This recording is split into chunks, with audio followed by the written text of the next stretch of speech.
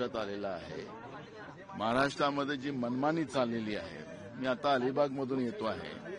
अलिबागमध्ये तिथल्या जिल्हाधिकारी आणि शासनाच्या मंत्री आणि त्याच्या परिवाराचं जे काही कामकाज चाललेलं आहे, सगळं भराव भरला जातो आहे. पर्यावरणाचं तिथं नुकसान केलं जात आहे, कुठले नियम कायदे नाही, आणि राज्य बरबडून कसं काढता येईल, लुटता कसं येईल, त्याच्यावर हे सरकार काम करते आहे. आणि महाराष्ट्रामध्ये काल झालेली जी घटना आहे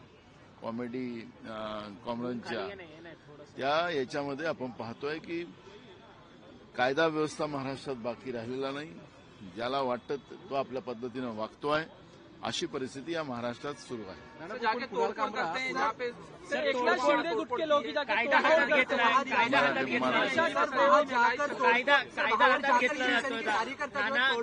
मैंने बोला ना, एक लाइन में बोल दिया, महाराष्ट्र में कानून व्यवस्था नहीं रही है, वही उसी के परिणाम है. और महाराष्ट्र से लोग भयभीत होकर महाराष्ट्र छोड़ के जा रहे हैं. महाराष्ट्र के उद्योग खत्म होते जा रहे हैं. एक तरफ सरकार आह्वान करती कि महाराष्ट्र को शांत रखना चाहिए, और खुद ही सरकार इस तरह की अगर बदमाशी पे आते, किसी को तोड़फोड़ करना चाहते हैं, तो इसका मतलब है कि महाराष्ट्र को पूरा खत्म करना ये सरकार चाहती है. राहुल सोलापूरकर, प्रशांत कोरटकर यांच्यावरती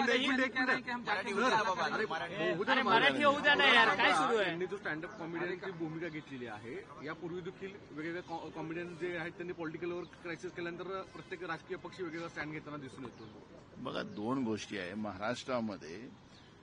जे सोलापूरकर आणि डॉक्टर प्रशांत कोरटकर यांच्या पापाचा हंडा, छत्रपती शिवाजी महाराजांचा अपमान केलेल्या लोकांना वाचवण्यासाठी या पद्धतीचं एक वातावरण निर्मित करणं, मूळ मुद्द्यापासून जनतेला दूर करणं, आणि आम्ही छत्रपतीचे खरे अनुयायी आहो असं दाखवण्याचा एक अयशस्वी प्रयत्न हे सरकार करताना आपण पाहतोय.